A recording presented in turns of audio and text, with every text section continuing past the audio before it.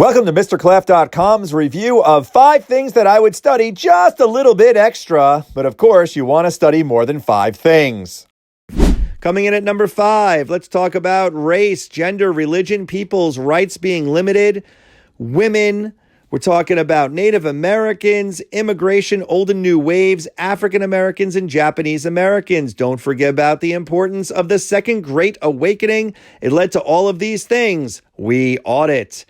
Coming in at number 4, manifest destiny. But not only manifest destiny, how it led to the question, should the states be slave or free? 3 important compromises, Missouri, 1850, and the Kansas-Nebraska Act. Continuity of manifest destiny to imperialism has come up before and probably will again. Number 3. Speaking of Roosevelt, how about the progressive era? Muckrakers, amendments, initiative, referendum, recall, trust busting, conservation, so many things to write about, and that's just before you even get up to Woodrow Wilson. Remember, kids, populism led to the progressive era, and that can be seen in the New Deal.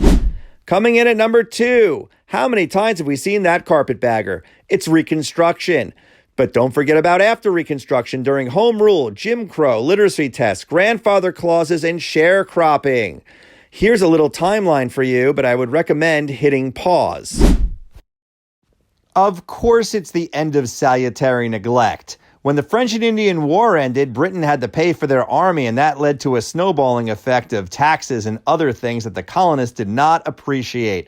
All of that leads to the Revolutionary War. Continuity and change 1607 to 1776 is a very important time period. For more review, you can get free flashcards and review sheets at MrClaff.com, powered by Noble Review. On this review sheet, you can click on any of those hyperlinks and it'll take you somewhere. I'm thinking Townsend Acts. Well, there they are, very convenient.